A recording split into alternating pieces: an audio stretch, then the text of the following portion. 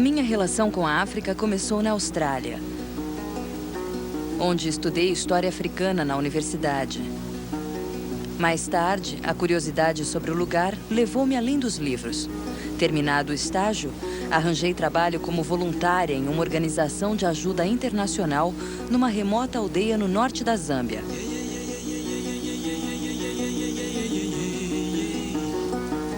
Aprendi a preparar quirera, um prato regional, e carregar sobre a cabeça a água que eu pegava em um rio a 1,5 quilômetros de casa. Esse modo de vida era novo para mim. Mas o modo de vestir da aldeia era estranhamente familiar. Uma senhora usava uma jaqueta Chanel. A moça, uma camiseta AC/DC. As crianças, tênis Adidas. Minha diversão era inventar histórias sobre os primeiros donos dessas roupas. Imaginava se eles ficariam surpresos ao saber que as roupas que doaram eram agora vendidas por toda a África.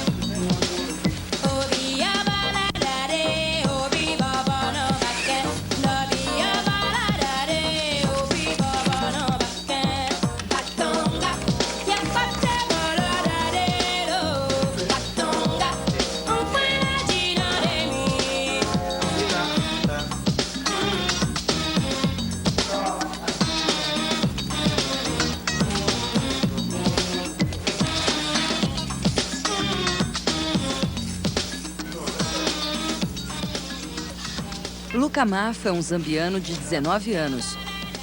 E como muitos deles, vende roupas de segunda mão para ganhar a vida. Compra um fardo de roupas de cada vez na capital Lusaka.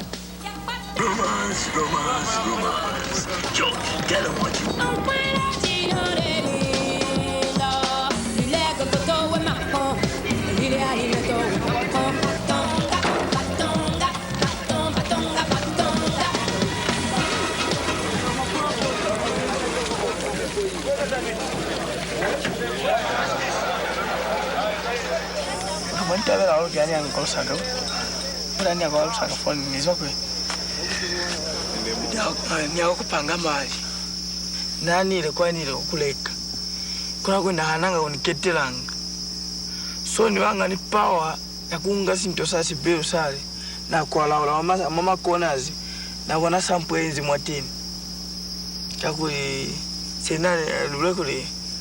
senale experience lulekule bona boma mwendi basabanga chwe nani sabi kawe naye kuli munyala wani umanya sana mlako li wena usana kuni umanya kawe nina zeni yela fani ya kule gisi anifumana losi kamsa kato unyombola kimai so nani pawa ya kubulelanga chwa anifumana nga zendi.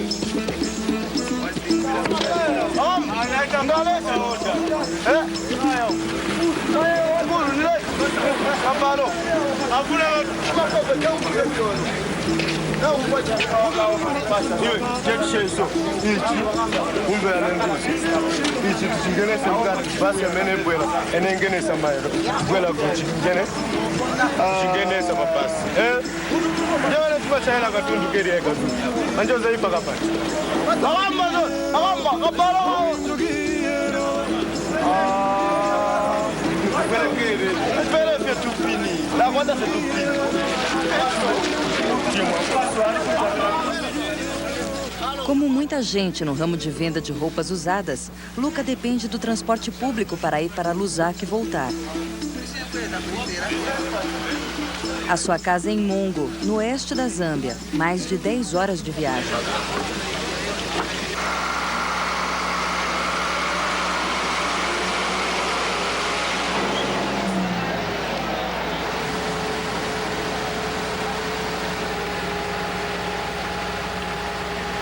Skole nsilata mi kukala grade 1 kutofita cholomo grade 9 asika kutera katene mine nsepsa kuli sanikalanga kwezanga chwani kuyanga mali malikota kolulanga malikota kwa kushibanga fatu second month niola tano wa mshitu kuyanga kusasani kwa zote mwendi 22 hours kakubata upiro kuli tushirengi twala tuniole kisa tontole kisa likota twana nutusise kapanle kate ndivuka na nisike na uzwa kale abaka ntama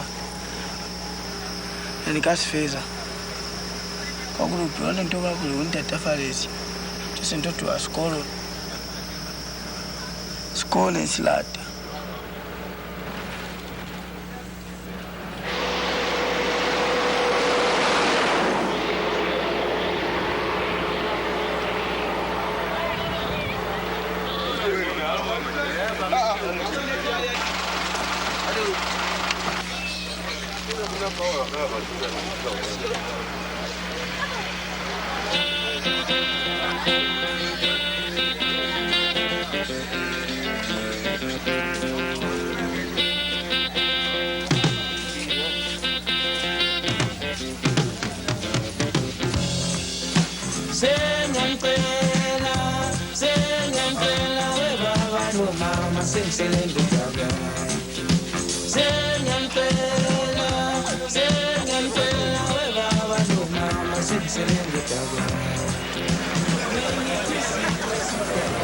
Foi nos mercados da Zâmbia que viu outros vendedores como Luca pela primeira vez. Alguns foram enfermeiros, professores, funcionários públicos, mas agora estavam nos mercados, vendendo. Então comecei a perceber como é grande o comércio das roupas de segunda mão.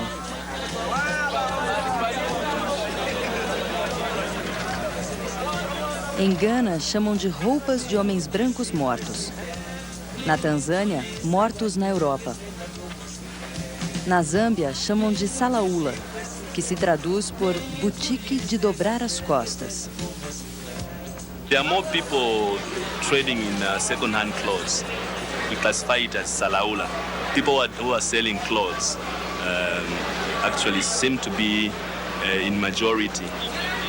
People are losing jobs now, so you can't just sit like that. So most of them have just, turned into business as the last resort. A lot of people have been retrenched, so they've got nothing to do at home apart from selling. So salaula, it makes people feel easy to get into business. If somebody wants to enter into business, especially the Zambians, the first thing they'll look into is salaula. It's keeping them going on, and that's the only trade that they can enter into. They cannot enter into any other trade, because with a bale of salaula, one can start his own business. With 2 bales of salaula, you go to an open space, you get your 2 bales, you start on the road, you start your business. If you make your profit, you make your money, well, it's good luck for you. Hii green nayo ivasutingana. Kongole, no, people credit, no credit. Okay. I should say that it's not easy, it's rough. But since we have no other alternative, we have to struggle. Right, they buy things, sell, and it's just a kind of hand-to-mouth business, not really something big. It's a hand-to-mouth business. Eu pensava, como é que esses africanos acabam vendendo essas roupas de segunda mão? E de onde vieram tantas camisetas, jaquetas e chapéus?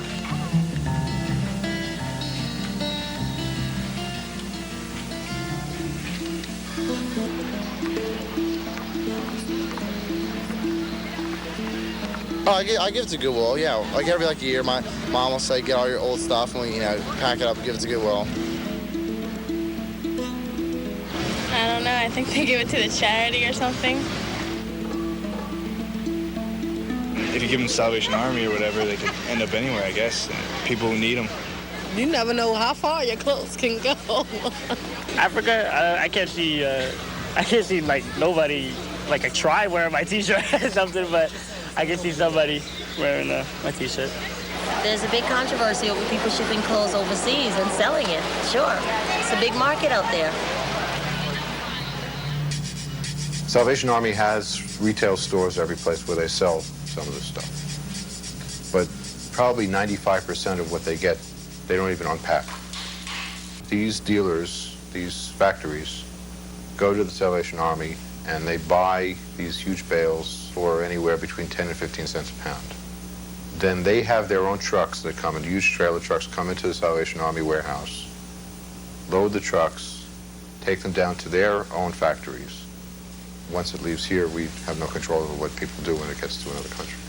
The largest export product from the United States to Africa in general is used clothing.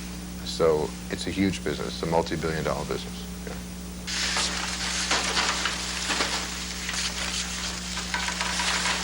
The consumers in the United States are extremely picky. And so you do have a lot of wastage of all sorts of merchandise. Any good business person is going to look at how can they minimize the loss from that. Or, you know, if Africa is there, that's the path of least resistance, I guess. Quem mais ganha no negócio de roupas usadas são os distribuidores.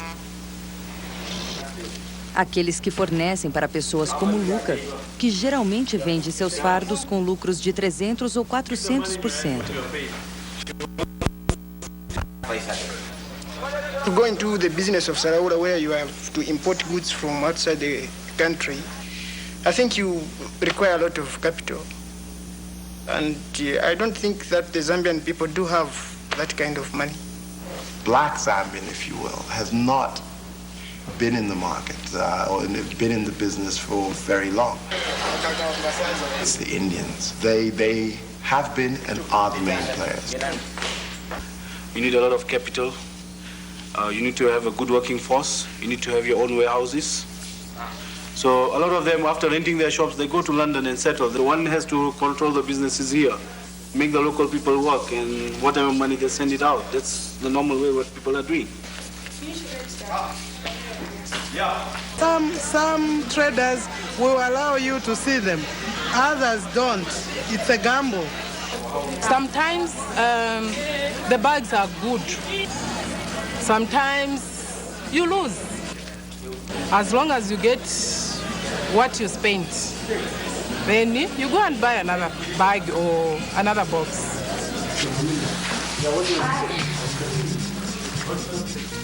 Então essa é a história. Doamos nossas roupas velhas para a caridade. Esses grupos vendem para os comerciantes, que vendem para pessoas como Luca, que por sua vez vendem em toda a África. O que eu gostaria de saber é por que não há roupas novas feitas por africanos. Second-hand motor car tires, second-hand all sorts of things, second-hand cars, second-hand, Africa is just becoming a dumping ground for everything second-hand. And one of the items that was not imported in the past was clothing. In 1991, this all changed. Now, as soon as liberalization took place, clothes started arriving in Zambia. But not only was it clothes, it's second-hand clothes. And they came by the container loads. Thousands and thousands of container loads of clothing was sent into Zambia. Every single clothing factory in Zambia went out of business. We do not have a clothing industry left in the country because the second-hand clothes are coming in. And this clothing came from North America and Europe. When you look at this issue of why so much of Africa lacks a competitive manufacturing sector, garments is a good case because that's the kind of industry that poor countries can get started in. You find that the neglect and cynicism in the United States and Europe has been very, very high. We say, what do we care whether Africa develops a textile and garment sector?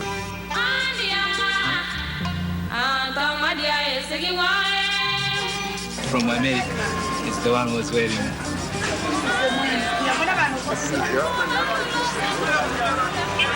So,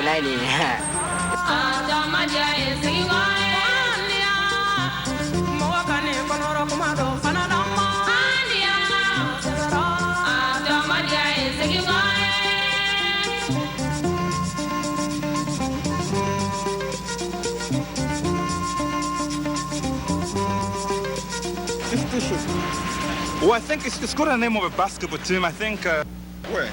In Detroit, Michigan. Yeah.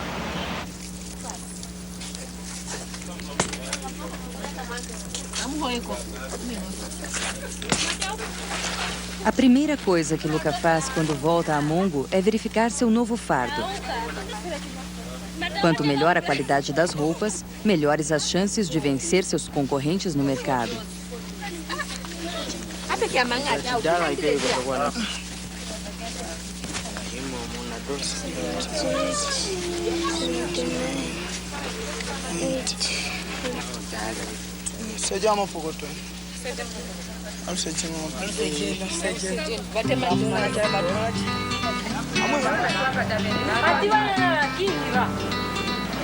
É uma caminhada de 4,5 km do mercado, onde ele aluga uma banca, até a casa que divide com a mãe, a irmã, 2 irmãos e 3 primos.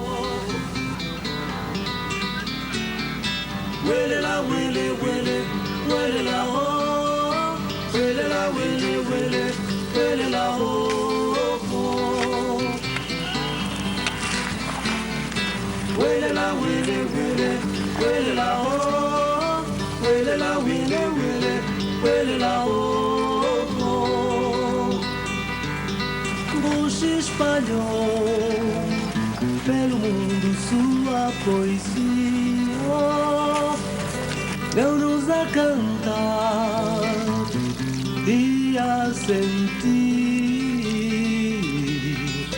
a liberdade da poesia, livre como o vento. Huele la, huele, huele, huele la, oh, huele la, huele, huele, huele la, oh. Tuenelio mukima. Enensa mkona ngimane kumpipanga kumulobaza ngafera kufu. Ngekasaizi kakakanyanyisa timezi nyandiro sifu na hananga kuchanga wohobe kuti ubatalo si ucheni acheni na wohobe. So you're basically talking about an environmental... Kena alukataza ngafo ingeni na nimulwalo wachi wisabe. Kuinaina se. Zoza kukula aluko aniko nikuziba hande. Mama kulelo abona anisazi bakuli mjine bakuli lechwani. Neke batuluvulera kuli batimezi akuna nensikaniki kwa maswali. Kakuli akuna mwene nikafundukela. Kwa kitapika kuli bahulwani baka nilima yambi. Chwae senia kwa lituona kwa bahulwani baka niyoleka kwa tini tutapinitole kisa na kwa yalitapi. Kwenye luyenda mezo kwa kweza kuli nake kutata kwa ubuka lutela. Kona ningile bana babona ababeli bali matwins bani uta nikuba kensa school. Mutumanja ashe.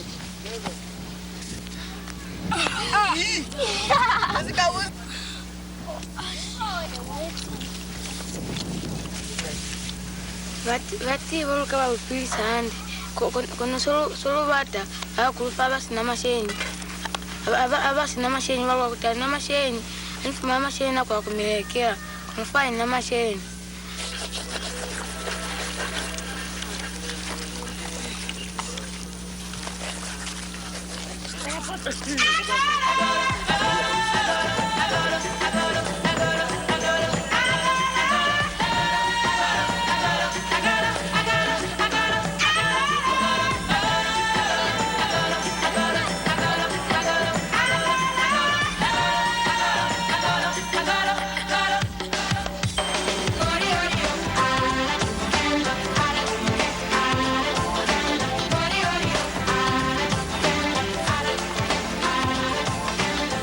Nazena nilikuwa kuwezesha sana kwa bata mali kuli bakene skolo abakopala tuwangana wabona abakapala likolo paske babulemana kuli nakina abapaise skolo baketsa mali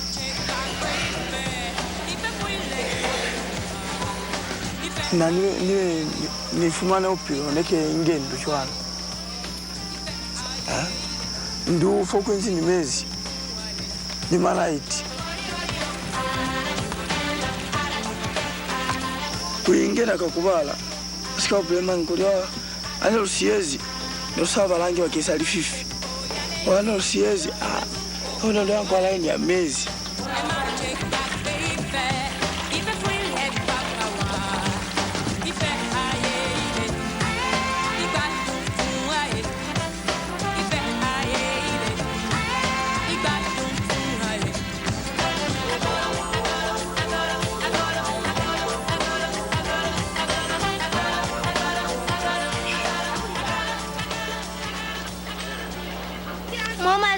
Mo tena bona kuli bupiro mane butata batu sebanyanda zebanyanda kikuli kakuli nekelika zebatokwa likapeza bazambia banazo nakonja bakabatise zabamana hasili abo bafumye kuti babatise kwateni twabazambia bona kunako bakalizusa cheko njikulitanga foli kalikatanga kona twe bakatofuma na chebupiro bwangana.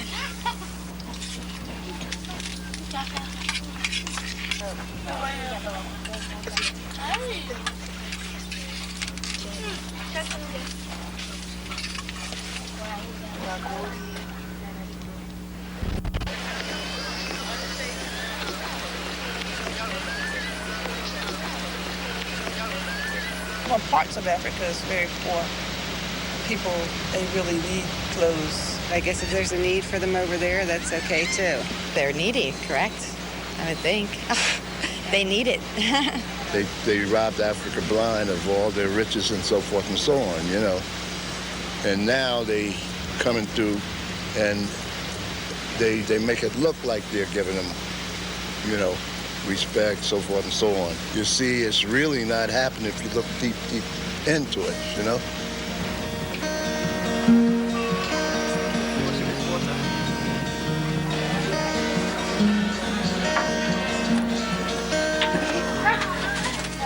A maioria das pessoas sabe que a África é pobre, dependente, necessitada. O que a maioria não sabe é que os países industrializados do norte ajudaram a chegar a esse ponto. Os africanos nem sempre usaram nossos refugos e pessoas como Luca nem sempre os venderam. There is such a thing as slavery. There is such a thing as colonialism. These are historical facts. Anyone says the North has problems, the North would have a lot more problems had it not profited from one of the greatest sins of history, slavery. We have to face that fact. The most able-bodied Africans were shipped to the Americas to build the Americas. These countries were landed to the bone. Natural resources shipped out of our countries to build economies outside our continent. Our countries, Zambia for instance, was not colonized by a government. It was colonized by a company. But our first colonial masters were a corporate entity.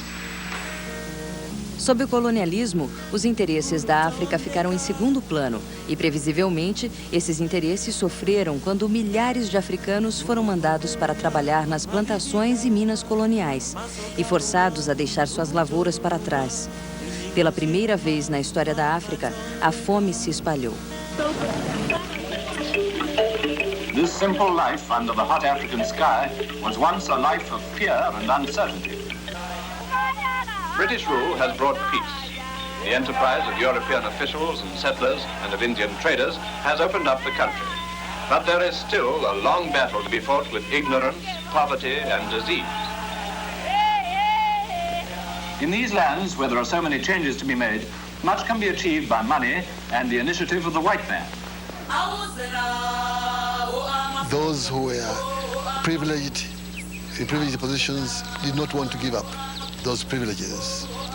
For the black man, in history of slave trade, then colonization, it was a long and bitter struggle.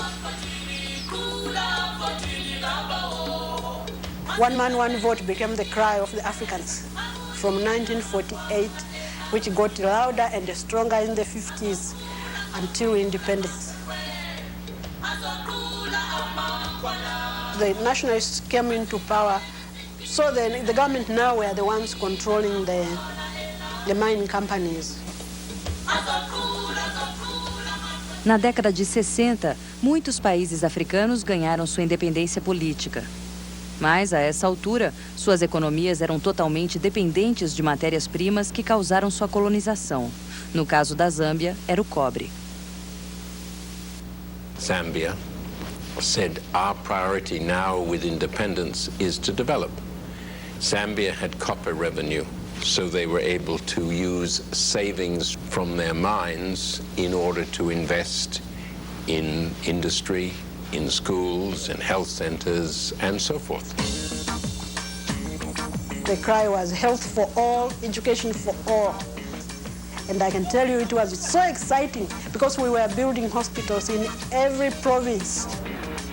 More kids were going to school, more people were getting health benefits, infrastructure was improving, and indeed the economic growth rates were also, in fact, rising. Em 1970, a Zâmbia tinha uma próspera indústria têxtil, com 85 fábricas que empregavam mais de 10 mil pessoas. Mas aumentar o crescimento seria dispendioso e o governo zambiano estava quase... We refused to borrow. Until 1973, oil prices shot up sky high. So we were forced to borrow. Because at the same time as oil prices were going high, copper prices were going down. So we're in a very, very precarious situation. I therefore wrote to both IMF and World Bank. We are in this situation now, can we borrow? The reply was, well, look, we think that copper prices will soon rise again. So you may borrow, please feel free to do that. So, well.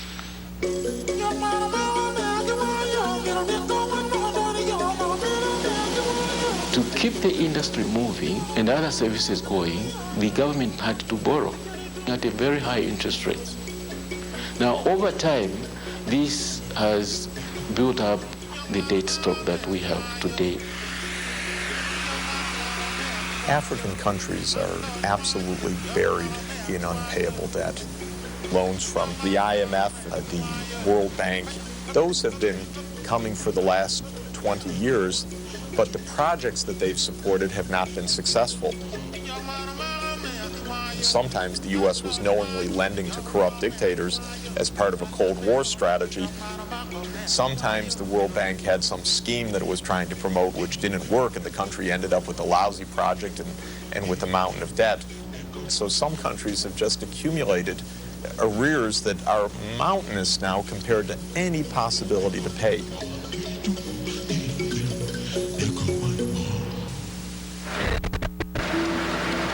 O que acontece quando o país se vê profundamente endividado? Primeiro, o governo terá de entregar o dinheiro que puder aos seus credores. Isso significa que não poderá investir muito em serviços para o seu próprio povo. Por exemplo, entre 1990 e 1993, a Zâmbia aplicou 37 milhões de dólares em escolas primárias e 1,3 bilhões no pagamento da dívida externa. Eu mesma vi o que acontece depois de muitos anos disto.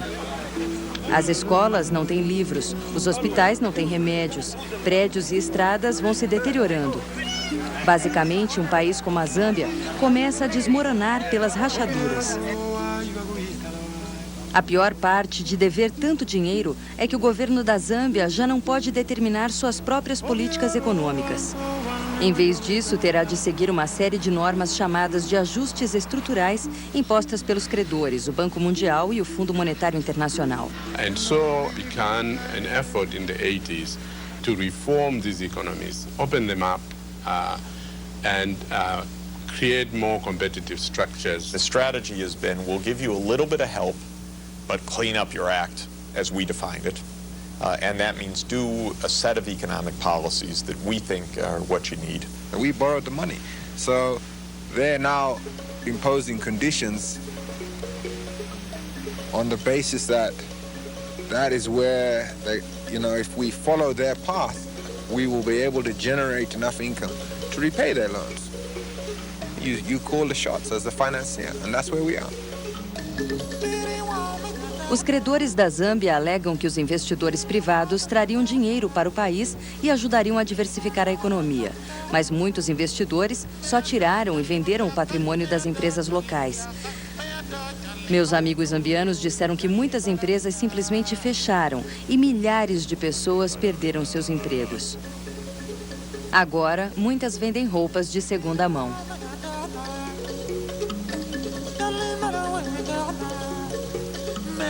Supuseram que isto também incentivasse investimentos estrangeiros, mas o que realmente ocorreu foi que as indústrias locais, como as têxteis, não conseguiram competir com as importações baratas e muitas foram forçadas a fechar. Hoje, as roupas de segunda mão são as únicas que o povo pode comprar na Zâmbia.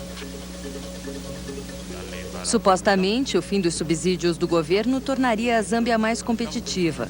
Mas sem eles, muitos lavradores precisaram cortar fertilizantes e sementes e foram levados a cultivar safras menores. Em consequência, mais de 40% das crianças da Zâmbia estão malnutridas. Entretanto, os Estados Unidos e a Europa gastam mais de 300 bilhões de dólares por ano subsidiando seus próprios lavradores. Os credores prometeram que essa medida geraria renda para a Zâmbia. Mas como tantos empregos foram perdidos, conheço poucos zambianos que podem pagar por esses serviços.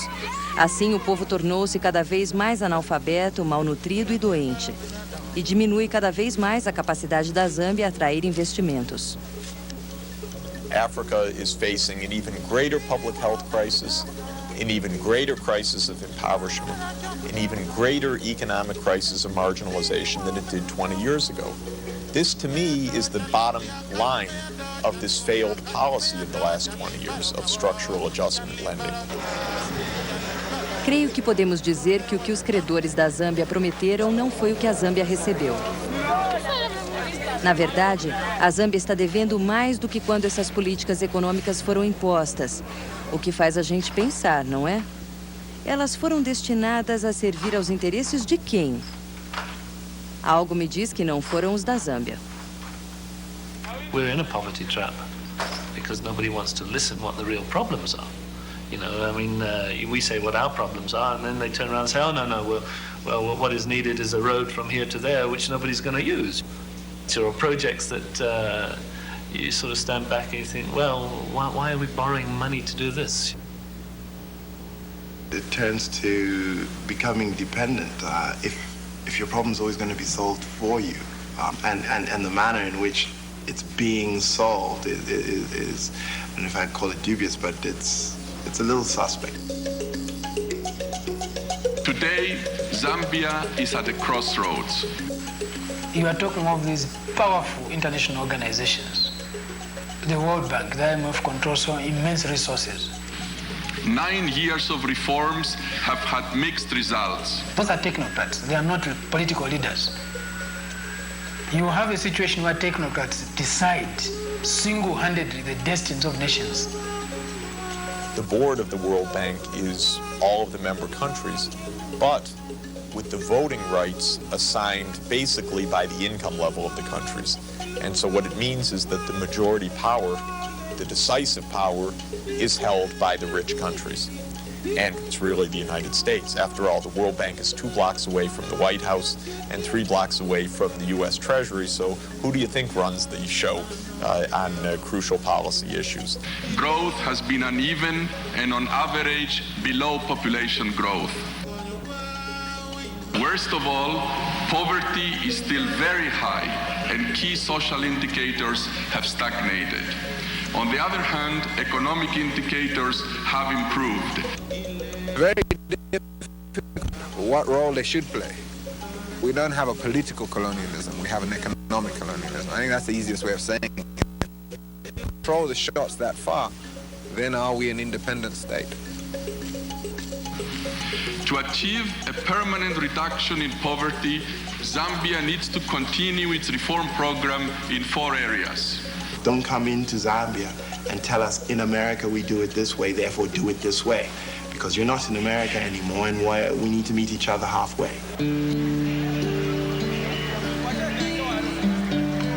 You like America? Yeah. Why do you have that flag there? American. Oh, we are good guys. Yeah. Arrive in America is because they are too clever and they talk in terms of cash. They don't talk in terms of physical life. They talk in terms of cash.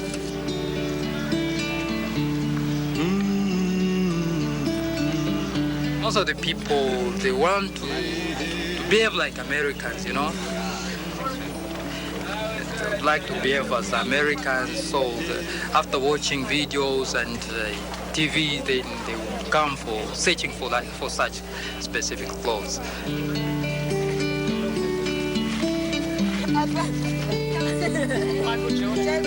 Michael Jordan.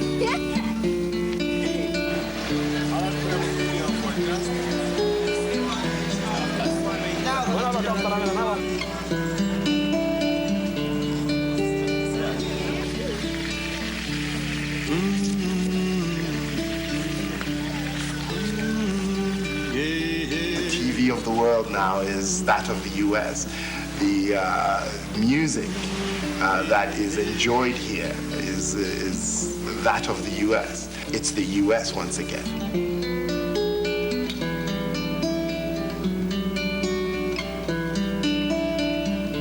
Kola bonanga neke mama dictionaries mama mwali bukala bonanga kono alafu makuli kama place yesu anaingeye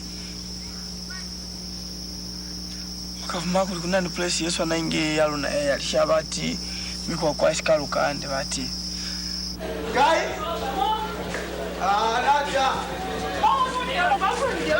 chali tumia kwena muna opulani yanzu seizo kwa chwale kulatana bo malo alatana okay batali mezina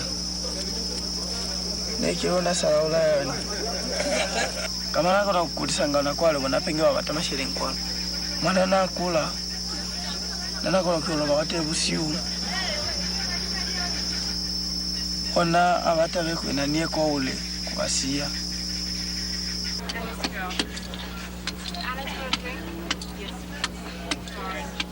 This is not my idea. What's the problem? What happened?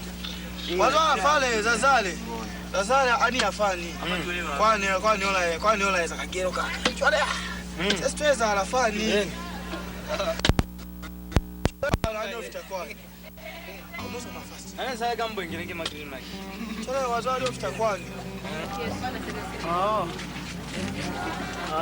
Chwa kwanu hapi balikani ona bale mwabonanga baba mubanyala kama nta for tonight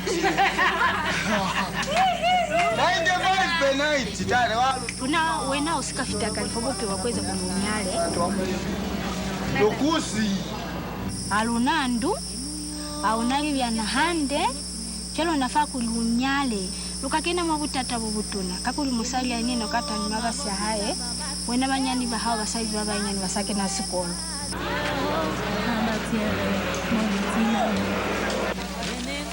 Fafoni kumafaa nanduka nekuba neke ni munaka kakuli fani sali mwanana mutu akumafaa luka nekuba ni munahao konji poko ofese neke sikolo mola telawe na munginji wanyali wanjao nyali kono na ntabe lukio nyali kakuli mutu heba auskanyali wakona kuinane kaleba ni banyeni ba mwapira fera handenge wabate alichowa sebeza ndeka msebeza hao chao nyezi ni muna hao mutu akongu sebeza ndeka kuli wa sebeza fera za fani na no ni wafiro na kama kwa hiyo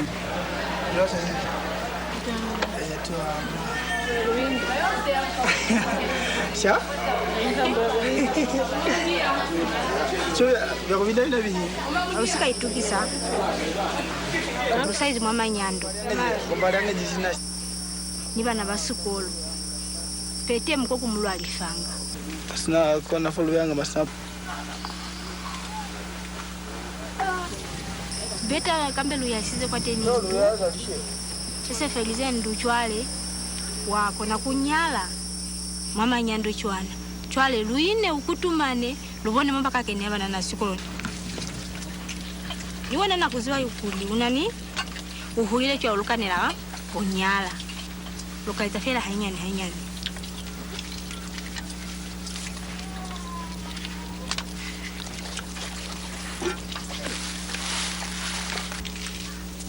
kwani kwa bedroom nile kile fiatu mara tatu tuinya ni fiatu mazinge afa kusika nge. Luca está economizando para colocar um telhado de zinco na casa da família, que vai custar cerca de $100. Isso quer dizer que ele terá de vender um fardo inteiro de roupas a cada mês durante mais de um ano e guardar quase todo o centavo arrecadado. Como nunca vende todo o fardo no mercado de Mongo, Luca geralmente leva o que sobra para trocar por peixes com os pescadores ao longo do rio Zambezê. Depois, vende os peixes em Lusaka. Se tiver sorte, ganhará dinheiro suficiente para comprar outro fardo de roupas e guardar um pouco para o telhado.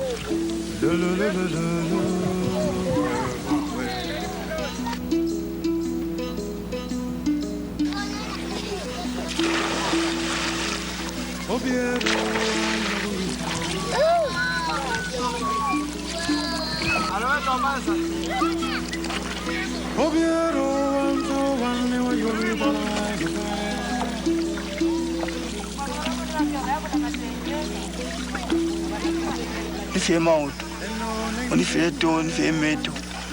Kwa kuli mulimu nitumia kuyena kakuli yena mulimu kiyena nifa ya nifile ngana ya kuli nisike na kena makuzwa ama mwanko ni upulefera kama nyando aka kutali miaza familia aka chaingeka nako ni ase ni ulile kandina nina ni tise kama kwa muna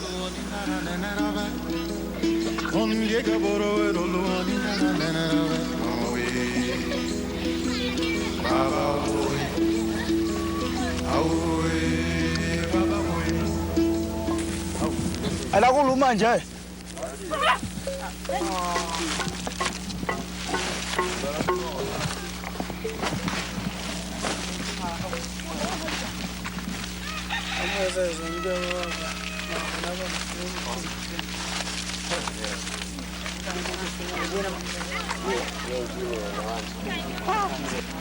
bokopi mwabona manenge yatuluka mafulai ni watakonga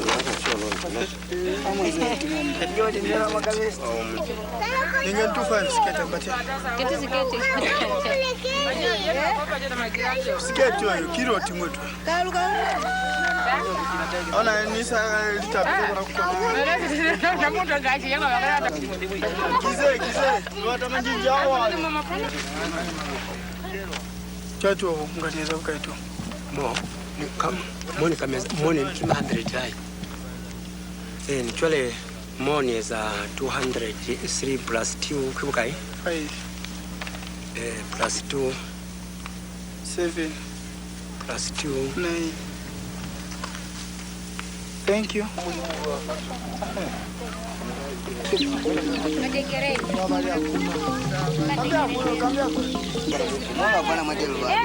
Kukuya mazazi kakuli business mose bonale yakona kupala banana babefuma mishebeji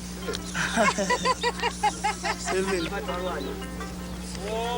ngoma wona ndani kono kubasia okay kubasia nanata kubasia kamukwa kubata pene abakoni chwalo kakuli ngema problems ikafera batali mezina ke mukwa muli mufera kunye ngundukena kumwe amata wapa yema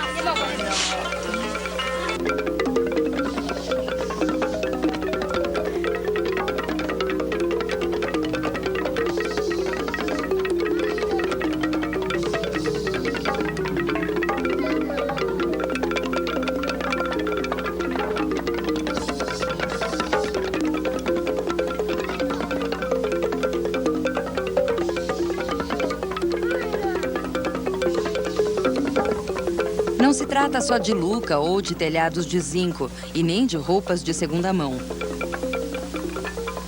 Trata-se da luta pela sobrevivência de um país inteiro. Se você pensar na crise da dívida e acrescentar a pandemia da AIDS, o futuro da Zâmbia parece, no mínimo, incerto.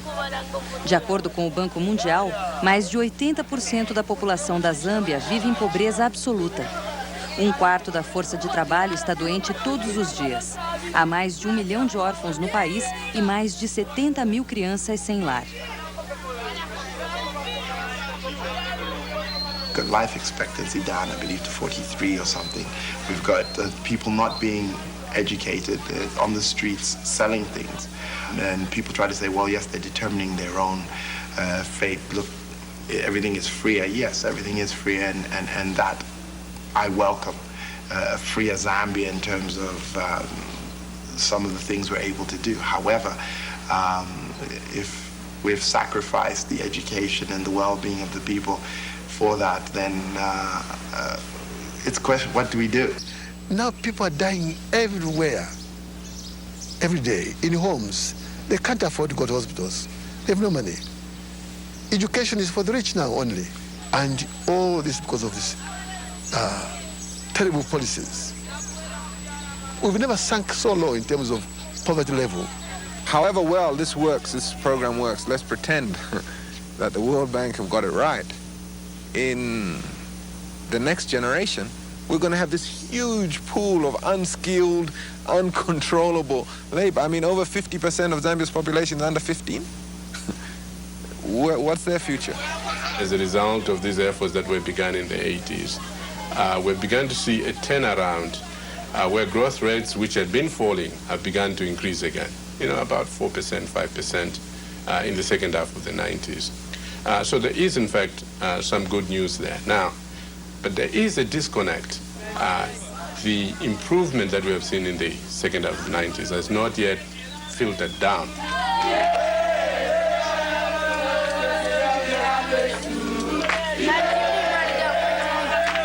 Os credores da África queriam que acreditássemos que a globalização e a chamada economia do livre comércio eram a solução da crise da dívida. Mas a verdade é que na África hoje os mercados livres são uma parte do problema. Se uma pessoa empreendedora como Luca ainda está trocando roupas usadas por peixe, para quem exatamente será o comércio livre? Globalization, marginalized people, excluded people, alienated people. I think that we reach a stage all over the world where some people have no value. They really have no role to play. From the economic growth point of view, it was as well as that they were dead or never born. How are we going to uplift the majority of the people, for example, in a country like Zambia, who are at subsistence level, to participate and become part of the modern free market economy? It's okay for those with capital. It's okay for those with technical know-how. They can start and compete. We can talk of globalization. For the indigenous people remain as poor as before. They are not the ones who can buy the company. They are not the ones who are investing. And you say we have now a free market economy. Free market economy for whom?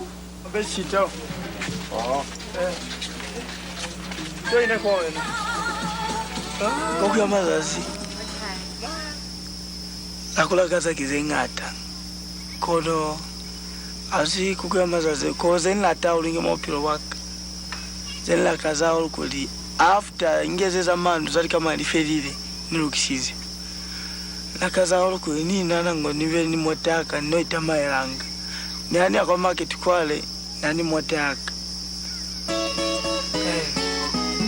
If I raise enough money, I would love to go back to school, maybe even in Hon College. I wanted to be a journalist, but I couldn't make it because I didn't have the money.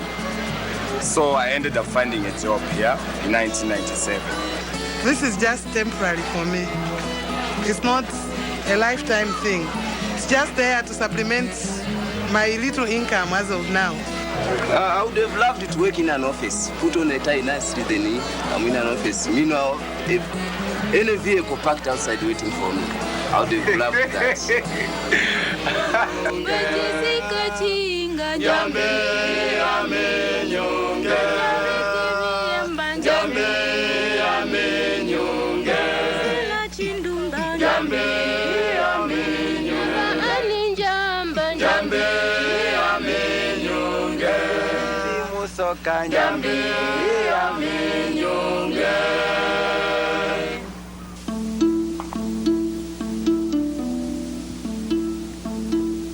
No fim da minha estada na Zâmbia, eu passava menos tempo imaginando quem teria usado antes as roupas de segunda mão e mais tempo pensando nas pessoas que as usavam agora. Quando parti, cada camiseta americana tornara-se uma metáfora da tarefa impossível que a África enfrenta.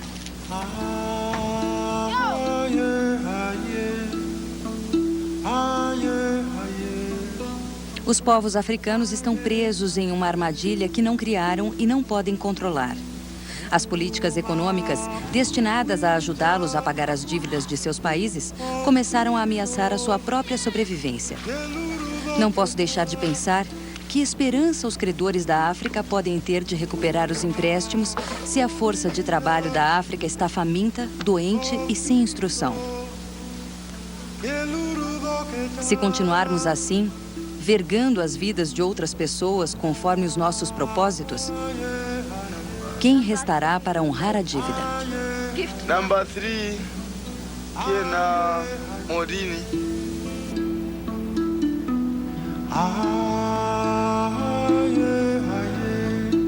So you are the people who can help us.